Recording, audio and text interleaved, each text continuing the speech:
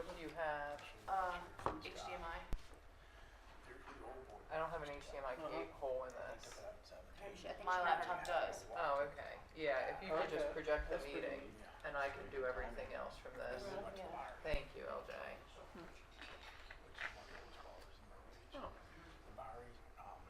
that where Alabama started? 73 to 80 their lifespan.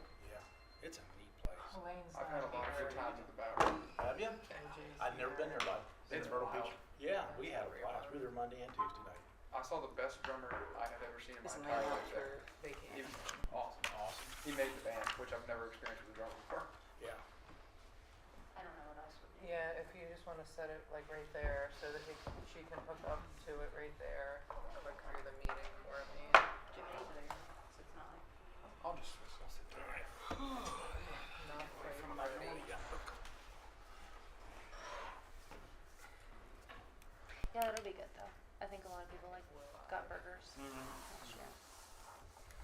And then we don't have a person to do like cheese plates, so I don't know if you're interested in that either. Like Good. kind of LJ will like lunchables for adults. work on getting them.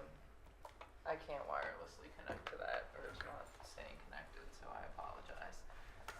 But the first couple items there aren't any attachments for, so we'll just go through whenever you're ready. Okay, roll call when you're ready. Commissioner Donnie Carter, Here. Commissioner Nina Forsythe, Here. Commissioner Kevin Grove, Here. Commissioner Adam Ritchie, Here. and Mayor Robert Flanagan. Here. Hayden, do you want to do garbage truck? Yep. So I've spent a long time with the owner of the garbage truck. We've been using Maryland Industrial Truck. Can you back up, because I don't think that they know that we have that rental truck deal. Okay. So, recap everything. We currently own two garbage trucks. The one is a 2017 Mack. The other is a 2004 Peterbilt. The 2004 Peterbilt is pretty much non-functioning anymore. The 2017 Mack is running and driving, but it has some issues. So we have been given a loaner truck from Maryland Industrial Truck that we've been using for the past 3 weeks. It was a demo truck that they let us use. It's a 2020 Freightliner, and the reason they let us use it was because they thought we might be interested in buying it. So we've used it, we like the truck, it fits all of our needs, and I did a lot of negotiating with them, and the price that got them to agree to was $189,000 for the truck, with a few things down here and there, fluid changes, pre-sale inspection, so they would do the Maryland State inspection for us, do all the transfer and everything like that. My recommendation would be that we buy the truck. It's the only truck we've really found that fits our needs in the past couple of months, and in order to purchase and get a new one, the soonest that anyone we've talked to can get us a new truck tentatively is about 16 months, and that would be anywhere from $260,000 to $350,000 for that truck. So we have to collect the garbage, and we don't want to get hamstrung doing it through Berkmeyer's again. This truck is here, it's on our lot, our guys like it, and we've worked well with Maryland Industrial Truck in the past. So What year is it? it's a 2020. Let me jump in there real quick also. The Mac right now too needs repaired, and we're looking at a 2-week repair, but we can't get rid of the Mac right now also, because obviously we need it right now, and this would also give us an opportunity to send that off and get the repair done that needs to be done with it also. So, just like a few bigger picture garbage truck things I'd like to go over. Historically, up until 2017, for several rounds of garbage trucks, the city had been setting aside money each year to buy a new garbage truck after 10 years. So when 2017 came around, they put the garbage truck out to bid, spec'd out how they wanted it, and more or less had the cash in reserve to buy it. In 2018, that set aside stopped. So there is no cash reserve right now for a garbage truck. However, you know, as you're aware, we had the series of unfortunate events that both garbage trucks broke down at the same time. The PTO went out of the Mac.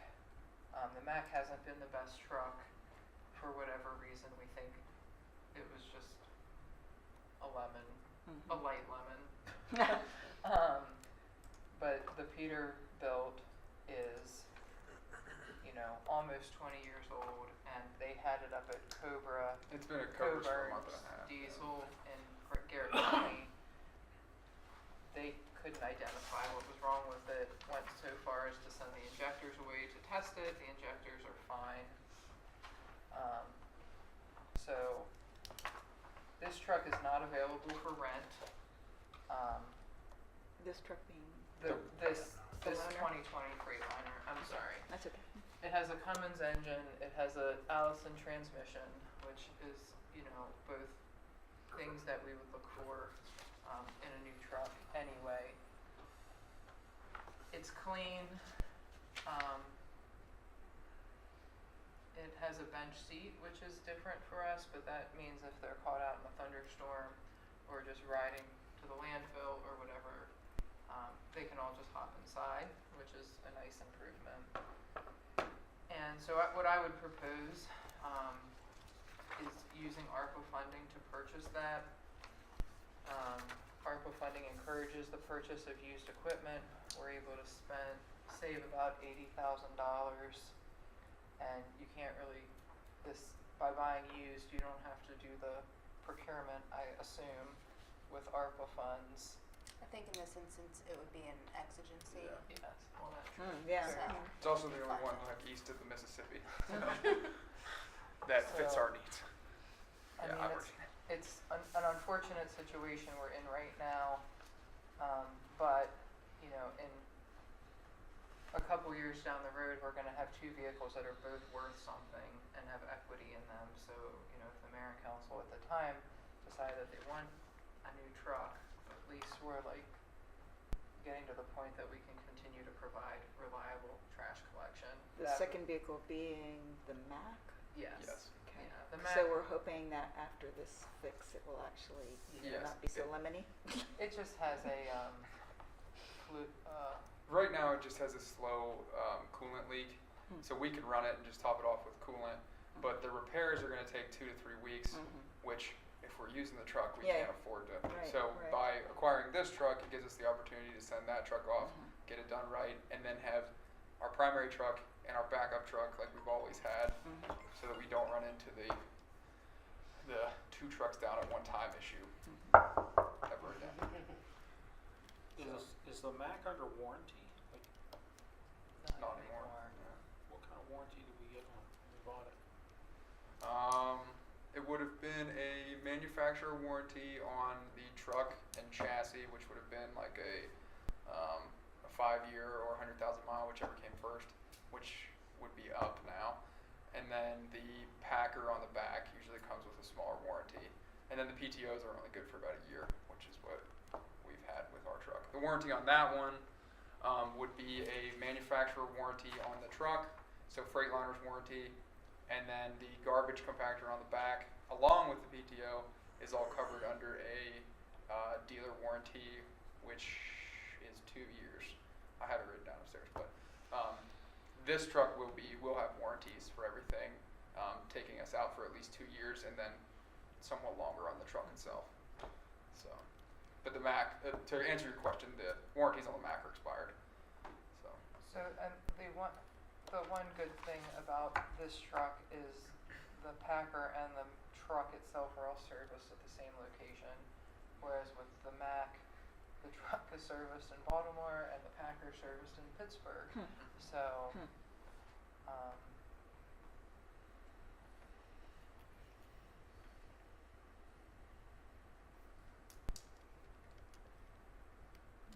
Well, it sounds like kind of a no-brainer. I mean, it's a lot of money, but I mean, I can tell you that I think we got more complaints about garbage disruption than we did about all of the Columbia Gas nightmare that has been. Yeah. Wouldn't you say? Yeah. I was So- starting to look into an electric garbage truck because there are grants for that, but I think it might still not be. Yeah. I think this might still be. With all our more hills, affordable. it'd be tough, and we wouldn't have the infrastructure to charge it at the moment, so we'd have to seek another grant to set up the charging station. So. Autonomous street sweepers, that's what I would. Yes. It's like a giant Roomba. Yeah. Yeah, those have a mind of their own. And if at the end of this meeting anyone wants to go and see the truck, it is still at our shop, so we can take you over and show you if you want to see it. So. It's surprisingly clean for a garbage truck. It has a decent amount of miles on it, but it's because it's been a demo and highway miles, so. Going place to place to show it off, sure. We have a relationship with Maryland Industrial Trucks that, we feel, I know Shane highly recommends it. Commissioner Ritchie, anything else? Yeah, no, it's got my approval, that's for sure. It's gonna put us in a better situation. Okay. Tommy? I don't think we have a choice. Okay. Not that I want to, but No. not that we I have a know. choice. All right, Okay. that'll All be a right. resolution next Thursday.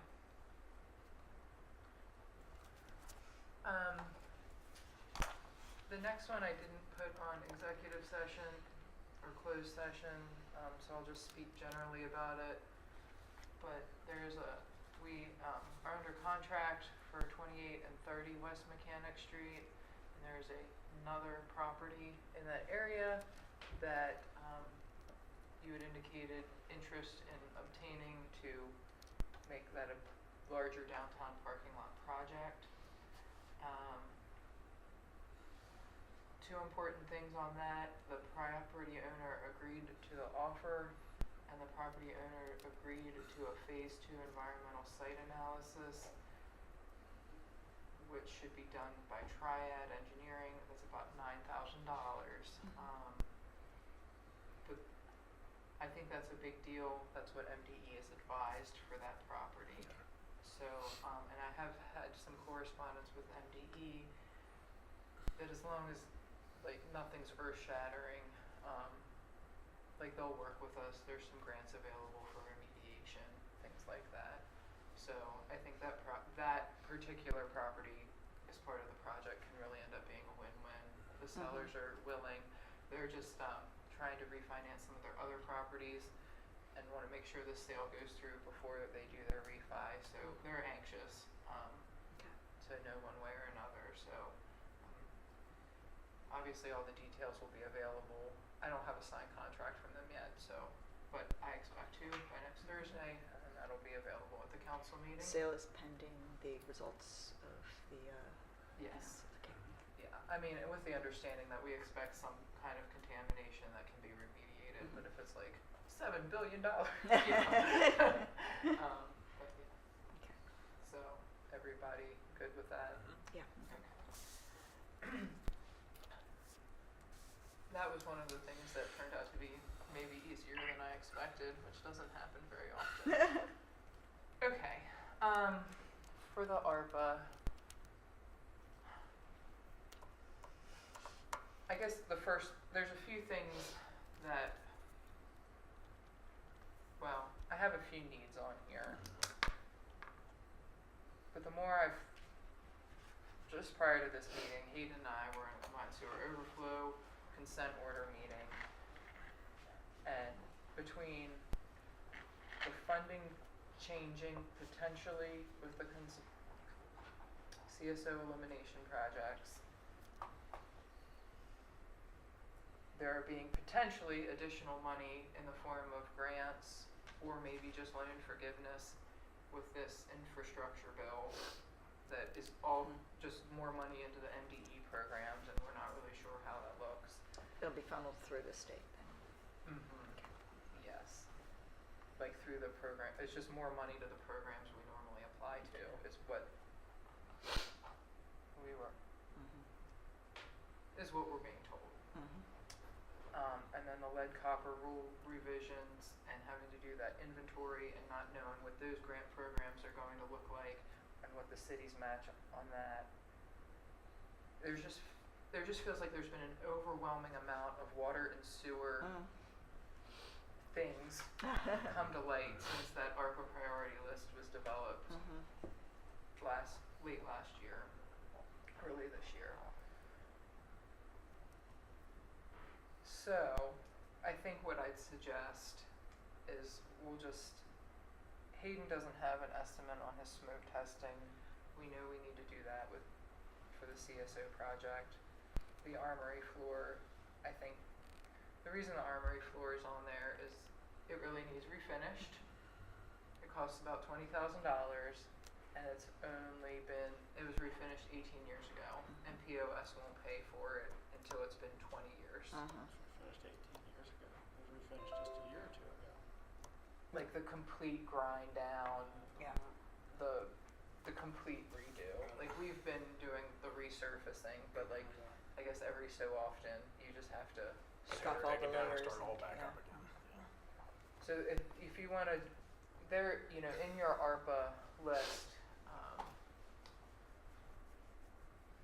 in your ARPA list, there's like several, like $200 and some thousand set aside for general parks and rec projects. So if you wanted to consider that as an ARPA allocation at your council meeting, we could, or if you just wanted to wait. But what I would suggest is have in the next month, before the September council meeting and before the September work session, so in the next few weeks, have a special session dedicated to ARPA so we can kind of go back, look at all the priorities, look at all the requests. Some of the projects that were on the list have fallen off. The transit hub being one of them. That's not moving forward. Not at this time. And I don't want to take up all evening here tonight talking about all of these issues. But that would be my recommendation, aside from a council meeting approving the garbage truck for an ARPA project, and then just your normal authorization of that purchase, and then if you wanted to do the armory floor.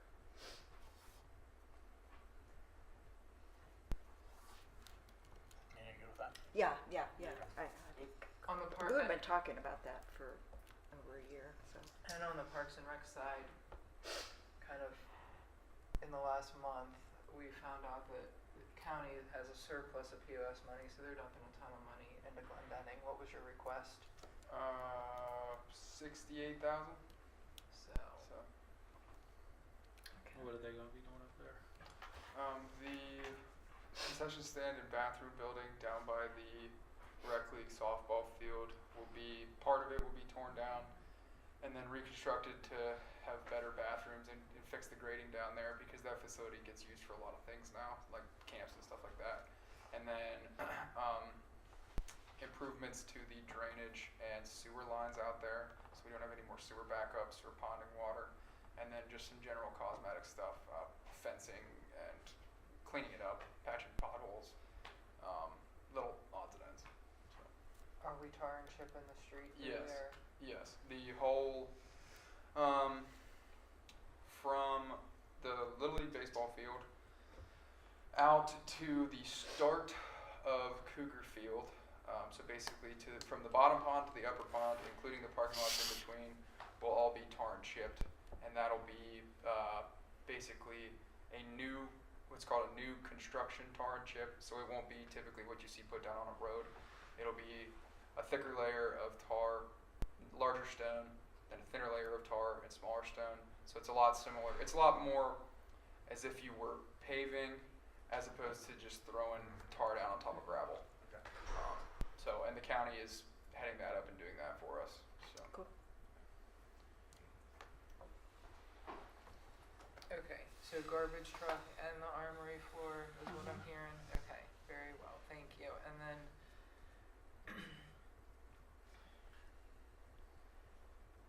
do we want to schedule the special session now? You have cruising, the Thursday after council meeting, you have block party. 2 weeks after that, when's cruising, the 1st? You wanna do the 25th, that's not cruising, the cruising would be the 1st, right? Cause the cruising's right before Labor Day. Yeah. Would Thursday the 25th at 3 work for everyone? Yeah. Okay. Thank you.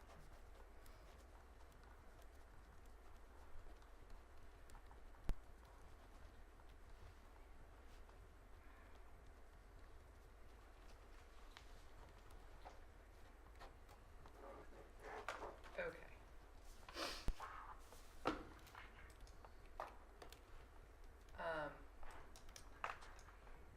In June, you approved the dental and vision programs for employees, and as part of that resolution, you also approved the stipend for people that aren't on the city's health insurance. What I'd like to do is just have you pass a new resolution that cleans up that language that calls it the health insurance opt-out payment, in terms of just looking at other policies and what people call that program. A stipend kind of implies that you're giving money to people to buy health care through the healthcare exchange, which is not what we're doing. We're giving them a payment to opt out of being on our health insurance if they're covered elsewhere. Yeah. And they have to prove that Yes. they're covered elsewhere. Okay. And we pay them, it's a small payment bi-weekly, so if they lose, if they lose coverage, they didn't get advanced a lump sum. So this policy that LJ has up, sorry, it's hard to read, but it is modeled off of Hagerstown, was a area close to us that had this, and that they sent this to me. So, if that's okay with you, that'd just be a resolution to clean up this and make it an amendment to the personnel policy. Sure. Okay. Very good. Thank you. I've done a lot of talking. Lydia, do you want to do the next one? How much information? Basically, we found a holiday decor grant that Hagerstown did for Main Street businesses and nonprofits, and we would like to do something similar to that, and she pulled it up there. They do $300 per business, or $9 if they have more, and that would be out of the hotel motel tax, potentially. And just to increase holiday cheer. in Frostburg. We were thinking, I don't know, I was thinking $250 and not the, like, per storefront. And they would we would approve the grant by, like, I don't know, Halloween, and then they'd have until Storybook Holiday, Thanksgiving weekend really to be decorated. And then if they're decorated and they give us the receipts, we would reimburse them up to the $250. But we expect Storybook Holiday to be more special than ever this year. So we spoke with Elaine, and Elaine felt that the hotel motel tax revenue had the capacity to fund this grant, and that's just money that we collect from tourists to our community, so it's not our taxpayers that are I paying was for wondering that, about that. Okay. which is why we're suggesting hotel motel tax as the source of funding for that.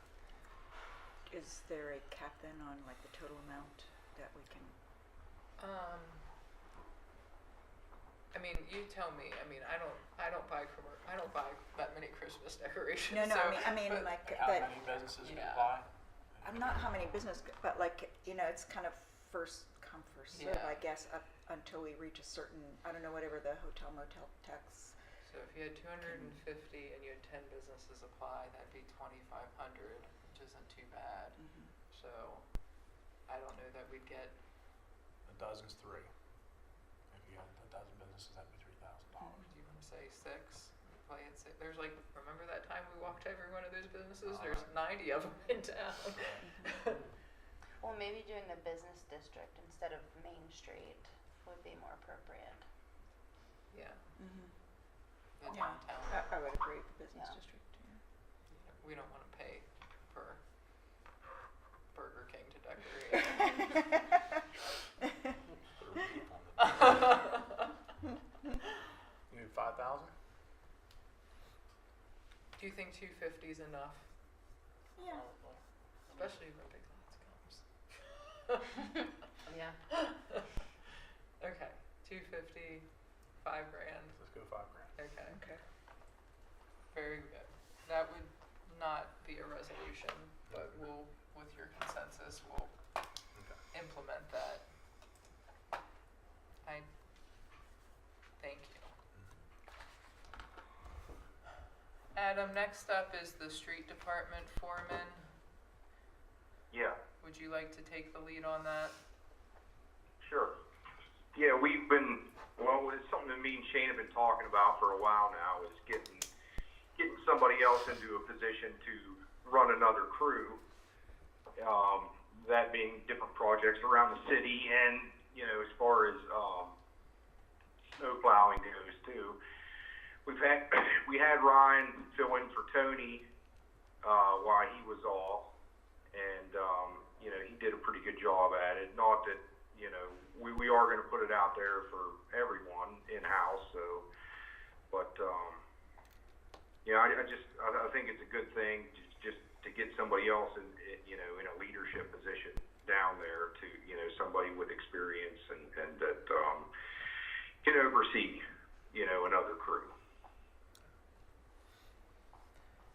When we create a new position in the city, that usually gets approved by the mayor and council, so since that's like a brand new title and everything, that would be a resolution if you all are agreeable to that.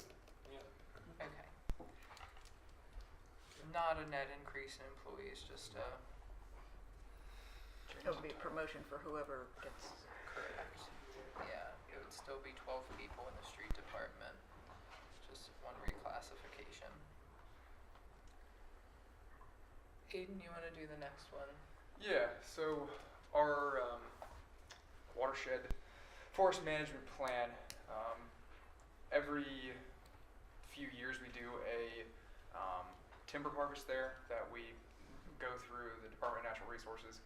They help us plan it out, bid it out, and then have a forester come in, sell the timber, and we get the money from it. To us, it's always been essentially free. DNR volunteers their services. They provide our watershed management plan. So all of the property around Piney Reservoir that we own, you know, we're kind of free to do what we want on as far as cutting timber, selling timber, protecting endangered species, etc. DNR has approached us. It's always been Adam Miller, who I've worked with. Really good guy, but he has kind of told us that, you know, we're going to need some help, that they won't be able to keep up with demand to keep supplying us with volunteer hours to do the forest management plan. They're going to still help us, and they're going to still maintain and manage our watershed and forest management plan itself. However, they think it would be in our best interest to reach out to a private contractor to set up a contract that says the private contractor would come out, a forester would come out, lay out the timber for us, put together the bid package, the contracts, etc., and then help us take that to bid for foresters to come in, do the same thing, cut down the timber, sell it themselves, and then give us money once they've sold the timber. Based on if the tract of timber sold for $200,000, then that independent contractor would get a certain percentage of the earnings. Been in contact with Randy Camp, who actually was the forester through DNR, who managed Piney for the past 25 years. He's retired now, but he does his own independent contracting. And he was willing to partner with us to do an 8% takeaway based on the work he would provide. So if it was, you know, $100,000 in timber sales, he would get $8,000. I would recommend this just because Randy knows our whole property. Right, He knows the history of the property. He knows how it works. He knows all the local foresters, all the local loggers who would come in and bid on it. And he knows how our management plan has worked over the last 30 years. So he remembers when timber was harvested in 1995. That has now grown up and ready to be harvested again. The long and the short of it is that DNR has kind of told us they're not going to keep doing it for us for free because they can't. They just are out of staff. And it would be in our best interest to seek out help to get the most money out of our property. So basically, he would be coming up with a plan, and then DNR would look it over and Approve it. He would be marking the timber. DNR would still be doing our forest management plan and those aspects of it, but Randy would be cruising the timber. Yeah, Where cruising the timber, marking the trees to be cut, to not be cut, doing the estimates for quantities and about how much money we can expect out of this 1 acre of land times 110. Okay. So, sorry, this just got added yesterday because we just had this meeting yesterday Okay. and we didn't know what it was about. So we would have talked to you in advance before. But I've kind of personally always been surprised that DNR provided all of these services at no cost for the city. It's like, you know, you guys do all this work and then the city gets to pocket all the money. And you know, I think they're still very willing to be, you know, manage our watershed, but they said they just need help on the implementation side. And it would be at no cost to us. It would just be at less profit. Sure. Yeah. So we're not taking money out of the city savings account to pay for this person. Sure. He's just taking it out of whatever we get from it. So Yeah. I'm fine with it as long as, you know, DNR's still overseeing it. Just, I would, even if it's somebody that you know, I wouldn't want somebody, a private entity to be in charge of it entirely. oh yeah, no. DNR was big on. They would still maintain the oversight. So Okay, that sounds good to me. Yep. And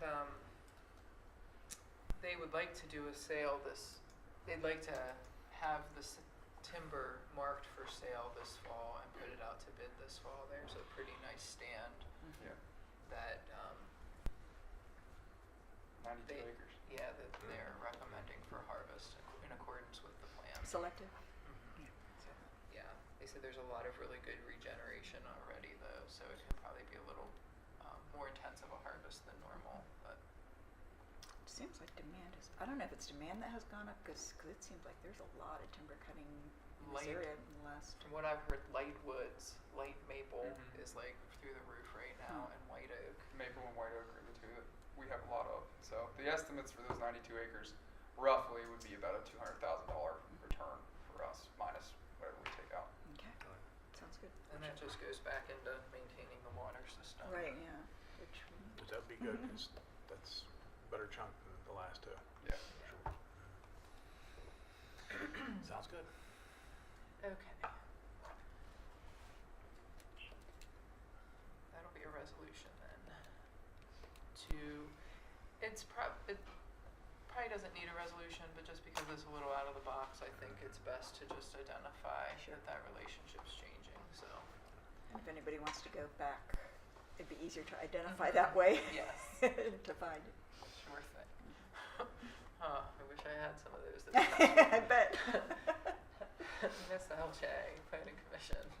Sure. Occasionally I come before you and ask for reappointment to one of our boards and commissions. This month, staff recommends the reappointment of Mr. Jeff Snyder on the Planning Commission. He brings a lot of skill and expertise to the board when we're discussing site plans and the development of our mountain city. So it would be staff's recommendation to reappoint Mr. Snyder since he is so willing. Okay.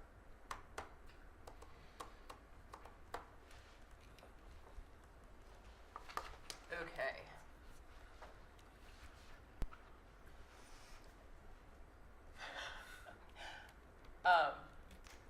Last week,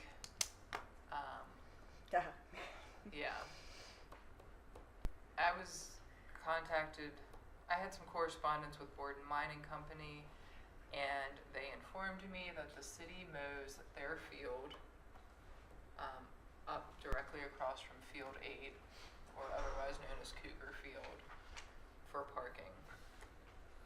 And I was not aware of that, but in making a few phone calls, I quickly became aware that they have someone make the hay off the field, and then the tradition for at least the last 8 years since Jean's been here has been to mow that field after the hay's been made so that the cougar families can park in the field. The football families. There we go. Is that the field, like that hillside kind of, not the one that has been used for dirt bikes, but Yes. the other one? Yes, Okay. it's 4 acres in size, which is part of a much larger Borden mining tract of land. It's not a separate parcel. So Borden Mining asked the city to stop mowing it because they did not wish to have the football families continuing to park on it. They were concerned about liability.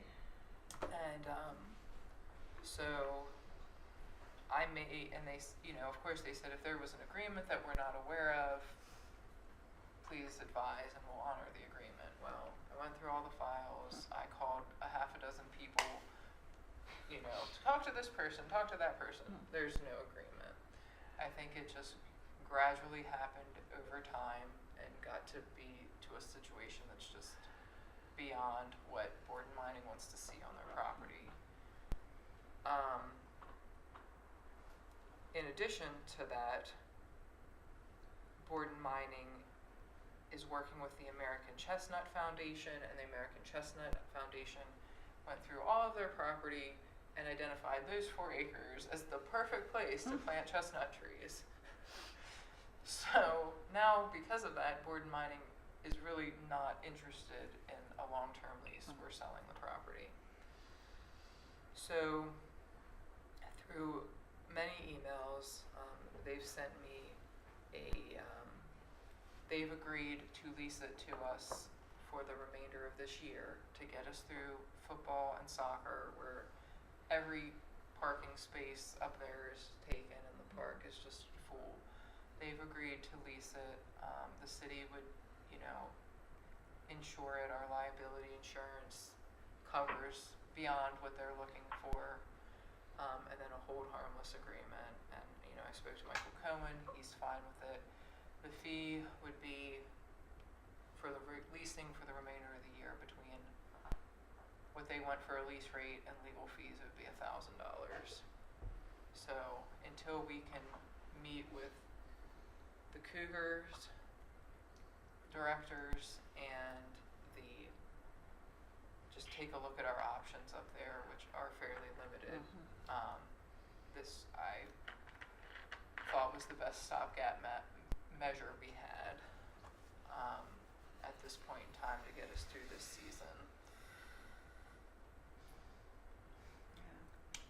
That definitely, but we really need to look ahead to see where we can park it. Can that road that leads up to there be widened and at least have like some angle parking along there? Yeah, we've talked about that, moving the milling storage to somewhere else. And there's another old storage spot we have back there that can be kind of reopened up. Okay. We can make some improvements, but we're never gonna get back the 4 acres Yeah, that that's we a lot lost. of, yeah, that's a lot of land there.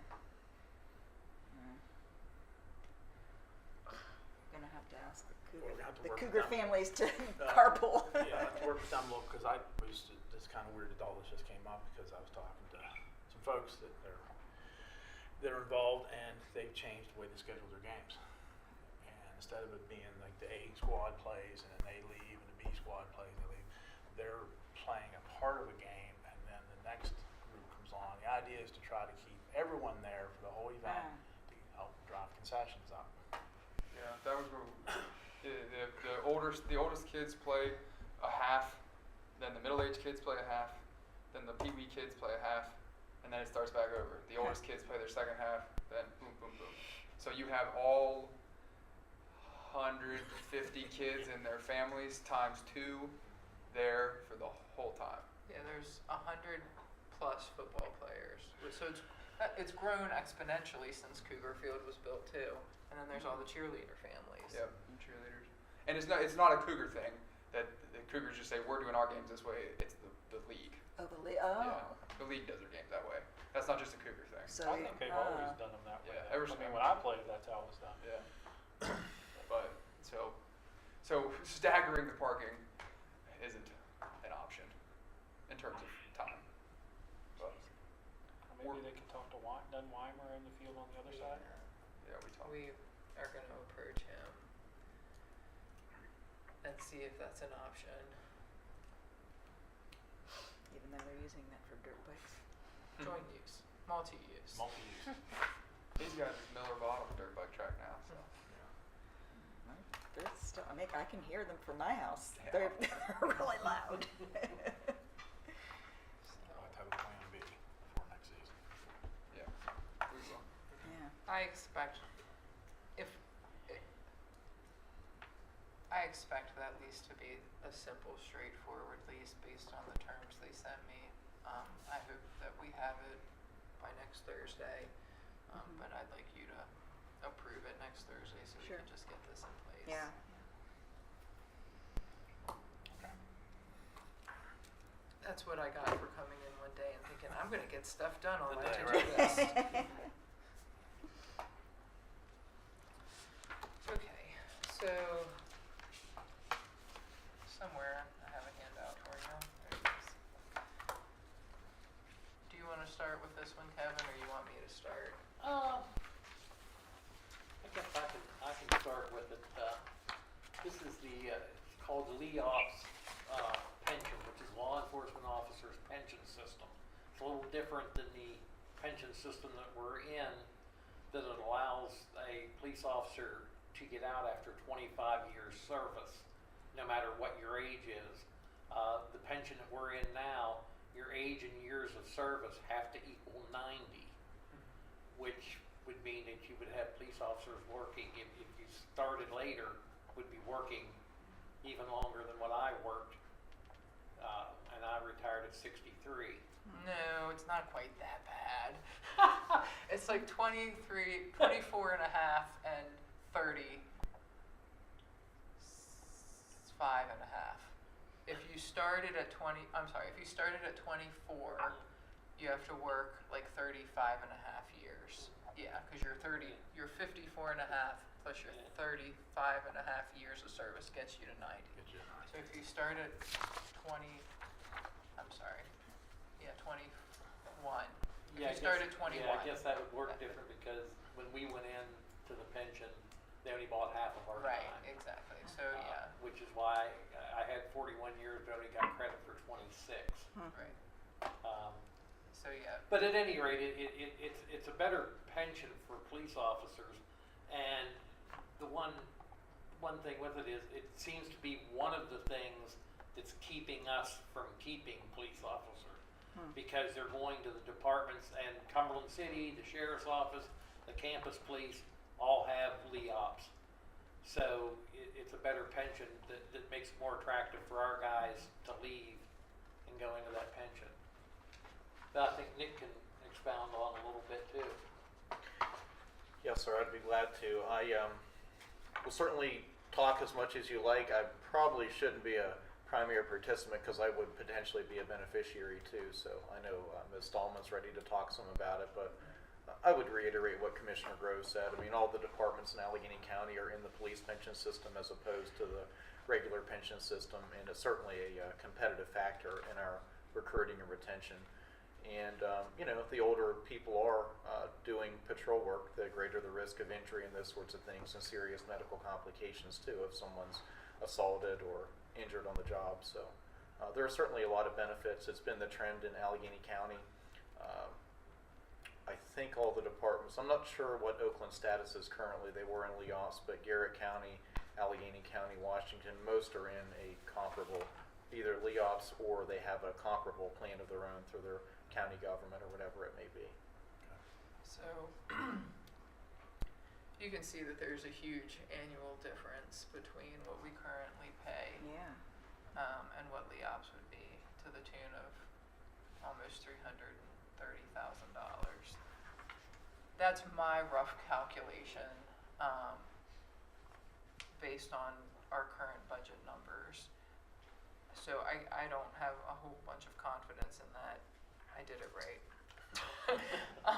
Elaine's not here to double check. Yes, Elaine's on vacation, so I mean, obviously I can multiply, right? But I don't know if I factored in the right parts of compensation and everything. I would think what we'd like to do is have an actuary done that we have exact figures that when we look at it, we know exactly where we are. Yes, and that's the service that's provided by the state pension system. It's about $5,000 to $7,000, and it calculates what your annual expenses would be, but it also calculates what your buy-in amount would be. The buy-in amount, ARPA money is not an option for any of this pension talk, so I mean, it needs to be. What do you mean by buy-in amount? So the officers that are currently on the state pension system have 30 plus years until retirement, and if they switch to LEOPS, it's 25 years. So you have to catch them up. Yeah. So it's gonna cost us a lot more than this. I mean, I support the police. I mean, don't get me wrong here, but 2 years ago, 3 years ago, it was, we have to have a new police station to recruit people. That's why we're not getting it. Now we're back to, now we got the new police station, now we need this. Because if not, we're gonna lose all our police members. We've lost police people over the years all the time. We're never gonna be able to compete with Allegheny County, the state police, any of these big places. We're a stepping stone. I've said this before. We've really gotta consider that. This is humongous. That's a huge hit to the budget. You're probably talking $1 million buy-in, somewhere in that range. So throw that on top of that. It It's does something seem that that really needs some consideration. it seems like something in the middle ground would be better, because there's a huge difference between the two for employer contribution and also retirement age. I mean, somebody in the LEOPS, somebody can retire in their 40s, which that's. Well, I mean, and then even if the city, just to talk about the difference in benefit level, if you start at the sheriff's office at age 21, you can retire at 46, and your health insurance is covered by the county until you're on Medicare. Right now, you have to stay with the city until you're 60, and the city covers it from age 60 to 62. So if you retire from the city, if LEOPS went through, if there isn't, for the 21-year-old that's here now, if there isn't universal health care or whatever else by the time 25 years from now comes around, that 46-year-old is going to have to go find a job somewhere else or hope he can be covered on his spouse's insurance for the next 15 years, 16 years, 17. I mean, I worked in law enforcement for 10 years. I know it's a dangerous job, but at the same time, we've also got to think of the other employees. Is this fair to them? Their jobs are just as important to the city as everybody else's. And I don't know. It's a tough situation. Is there any way of improving the current pension system without going to the extreme of LEOPS? You're not going to, there's only 4 or 5, no, I take that back. There's, within the state pension system, no. So we're not going to be able to reduce the retirement age unless the city contributed a great amount to the 457 that people were able to retire early. Didn't we just do something for the police officers in the 457 or something? No, that was for the other staff. The other staff. The other staff have a 1% match now. Okay. I mean, not so much in the police department, but like in streets and stuff, to your point, Donnie, like you're better off to work somewhere else from the time you're 20 to 30 and make as much money as you can, and then when you're in your 30s, come work for the city when you need the health insurance and the life insurance, and just work your straight 30 and be done. I mean, but once you're making that good money out in the private world, we can't attract you to come Right. here. So it's like, Well, that's, the state's the same way, corrections. It wasn't ever a great paying job, but you were guaranteed into that, you were gonna get 25 to 30% for the rest of your life, retirement. And, I mean, that was the benefit. It was a trade-off, you know. I've got steady income for my whole life. I mean, I don't know what the pension is now, what the percentage is when somebody retires here, but So some of the things I've discussed with Commissioner Grove to try and make this more affordable is reducing the number of officers that we have. We've been less than 17 for a long time. We're at 15 right now. It seems to be working. If you reduce your officers, you reduce your salary, you reduce your pension contribution, and you have the salary savings.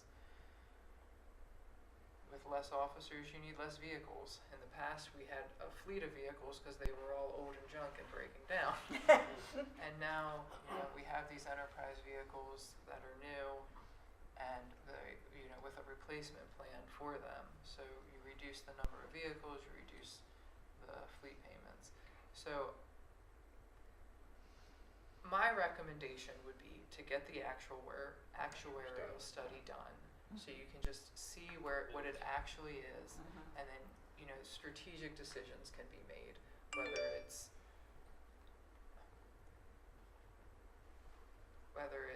you know, it doesn't make sense, or, you know, maybe you can save $200,000 between, you can close that gap to where it feels manageable, and you can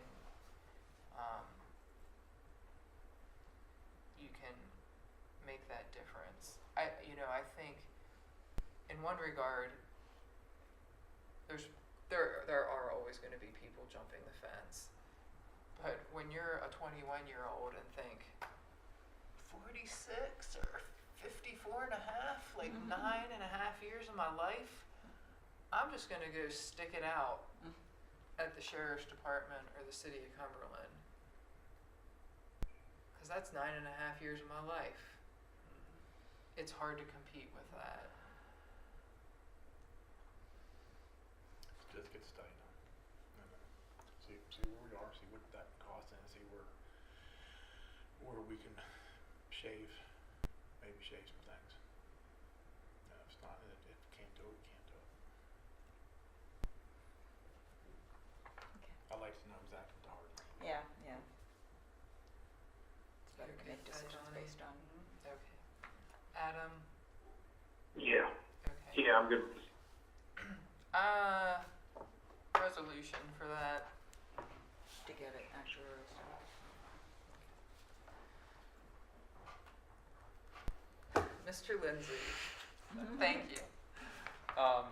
This is what we talked about last month. This would just be the asset tracking software called iWorQ that community development uses, but for public works. Nothing has changed since last month. I just kind of had some more conversations and make sure we were ready to go. It is $5,000. That's for setup, maintenance for 1 year, and then if we decide we hate it, we get rid of it. If we decide we like it, we keep it and go on from there. I just wanted to check with everybody before I. That seemed like a good deal. Yeah. What's the annual maintenance fee going forward? It stays the same. I called him and he said it doesn't go up. So yeah, 5,000. So because we're small enough that it won't have to grow. They guarantee us locked in on that. That's awesome. Their support is incredible. That company is really nice to work with.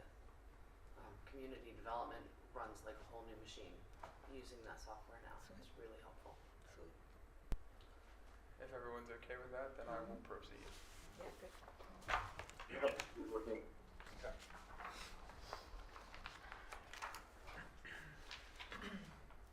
The next one, which is attached to your agenda, is just something I wanted to make you aware of. I know that we've talked about it for ARPA funding. Has it been approved? Oh, we need to add that to the list then. Okay. Sorry, one more thing for the ARPA project. There's a lot, as I mentioned earlier, there's just a lot of changes coming down the pike with water and sewer. our capital expenditures, our operating costs of sewer are fluctuating and expected to go up with the completion of the pump station project and whatever else Cumberland has to do. Debt's being paid off on Piney Dam, which hopefully is cost savings we can pass on to the customer on the water side. Sewer's a little more challenging. Right now, our water rate structure is volumetric only, which means we just pay for the water you consume. There's the surcharge that pays for the debt, but there's a lot of research that goes into water rates. The American Water Works Association manual on developing water and sewer rates is a book like this thick. Which, and then complicating that too, on the water side, is our water rates were determined by the Public Service Commission when the county and the city had their big fight back in the mid 2000s over the water rate.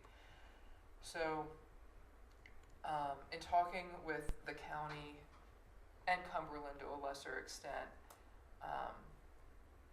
I think it makes sense to have a utility rate study done, that our water rates make sense for us and not just keep doing what we're doing, which may not make sense long term. And because of, and so like it could involve like a change in rate structure, not just changing the rates, where you're looking at more of like a minimum and then your water rate, where your water rate's less but your minimum covers like maintenance of the pipes and everything. It also, our water rates currently discourage any type of like large multifamily project or small industrial project that uses more than 50,000 gallons a month. You're getting hammered. We're seeing that with a few of the bigger apartment buildings, and it's a huge discouragement to do some types of development that the city wants to see, that the comprehensive plan and everything support, when you're getting hammered on the water rates.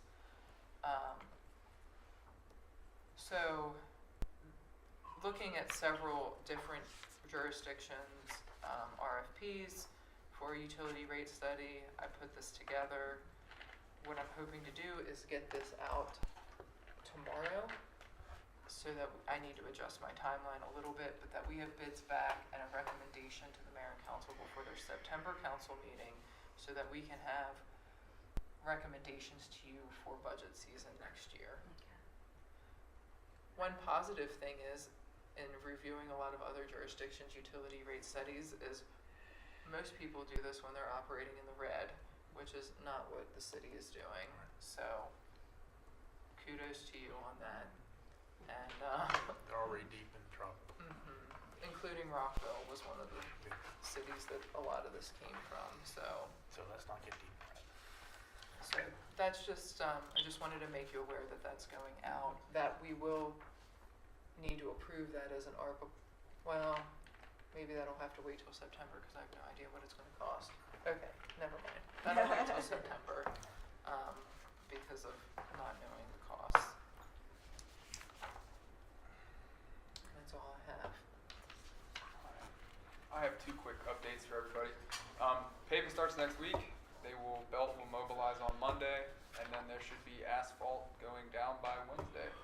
And then the second thing is that I spent a long time talking with Columbia Gas this week, and they are committed to being better about everything. I spent a long time with them. You took him to the woodshed. Yeah. You get that in blood.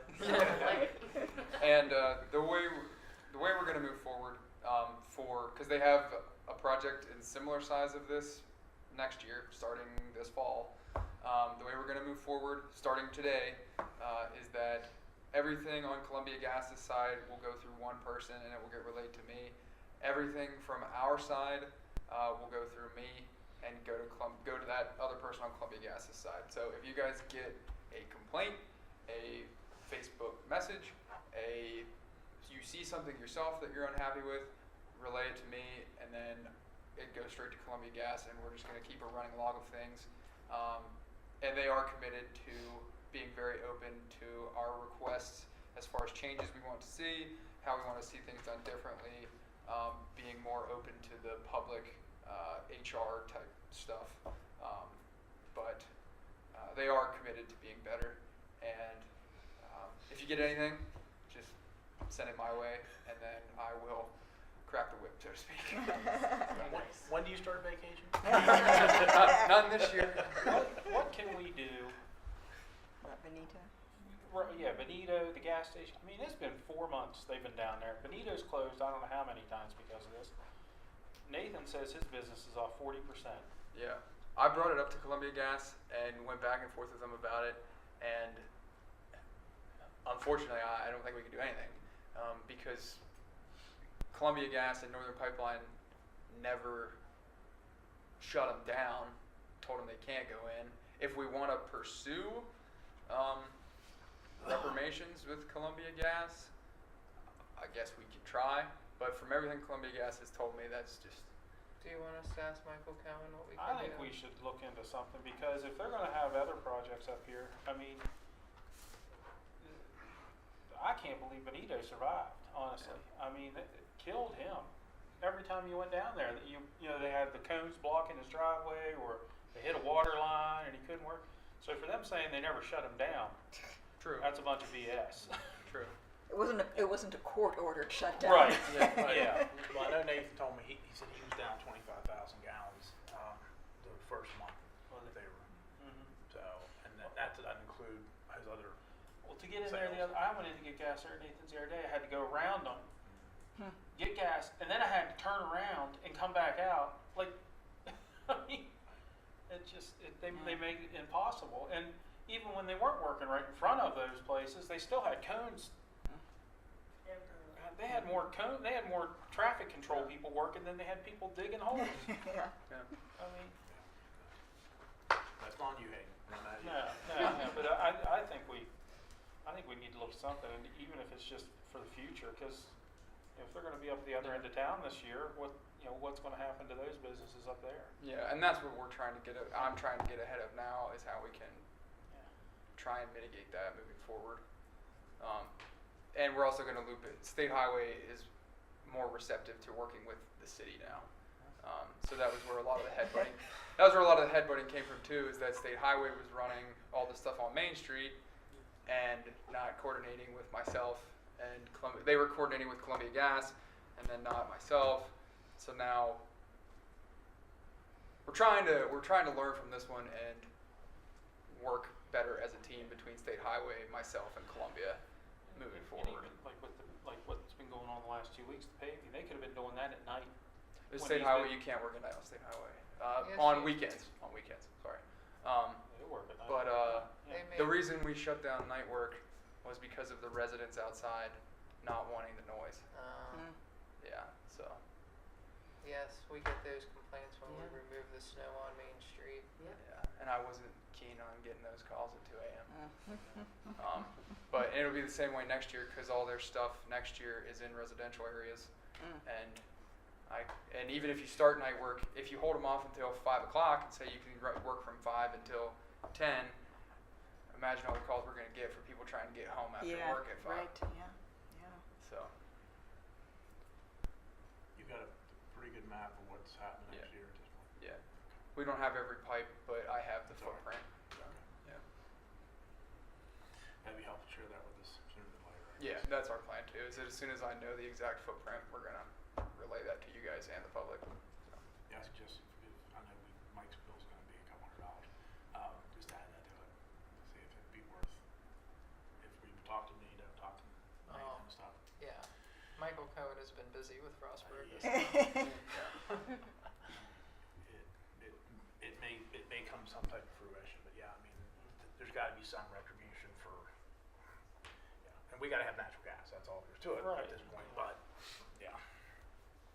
It's taking them forever. Let's just dig little holes.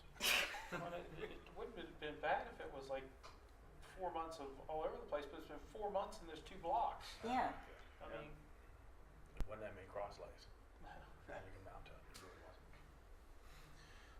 Anybody else got anything? Yeah, and the good news, the cardboard recycling trailers are up at the parks, and Yep. we should, like, I don't know if we want to put announcements in the, oh, you Hey. got that all? Oh, yeah, it goes up tomorrow. Okay. I did put up, I took some photos and put them up on Facebook, but Okay, so- we can something steal more. those. from You can you. steal those from me, yes. Thank you. Yeah, Matt. So at the last work session, Commissioner Carter committed to finding something out sooner rather than later on our number, so we would know whether we go to auditors or not. I'm assuming, since we haven't heard anything from Elizabeth, Lydia, or anybody, that had conversation did not take place. Not yet. Do we have an idea? Do we have auditors standing by, at least a ballpark of what we may or may not be receiving? As a refresher, we're not going to spend $30,000 or $40,000 in audits if we're. I was hoping that would be discussed at the special ARPA work session we Okay. just talked about in 2 weeks, just Okay. because of all the other Thank you. considerations. I have a question for LJ about that Yes, ma'am. property on First Street. Yes. So I haven't seen any activity on it. Yeah, I that's also haven't seen any posting about the permit. They don't have the permit posted. I can ask them to make sure that it is. It's very close to being finalized. I know there was some difficulty in the work because of the age of 2 separate foundations that the structure was built on. So rebuilding caused some problems, and an additional inspection, which has not been completed as of yet, but we do expect in the next couple of weeks. Because right now there's just like that basement with water and crap. Okay, I thought we were talking about 216 West First Street. So I it's don't. not one that's being remodeled? No, it's where the trailer was. Behind John. Yeah, behind John Stakem. That's 216. Right. Is it? I don't know what the That's address is. 216 and half West First. Yeah. Yeah. So like half the building was removed. Yes. In that half, there's like it's down. So what I was thought what much was more it? was rebuilt. I thought it was framed and roofed. Okay. No. Well, I think the last time I walked by there was like a week ago, and there hadn't been any activity for quite a while, and just like that basement with junk. Okay, I'll definitely check on that. I know we have a permit out on that, so I'll check on its status and report back Great. to you. Thank you. My pleasure.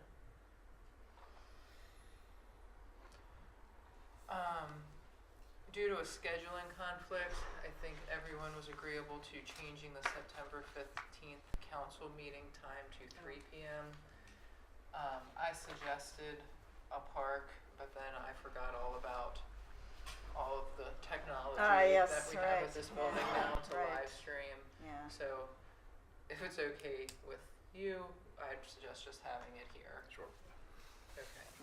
I have a few other upcoming events we can talk about once we're adjourned, Mayor. Okay. Anybody else? Everybody good? They got in the park. Sorry about the crowd piece the other day. I had 3 people call in sick that day. But if I take it, I will.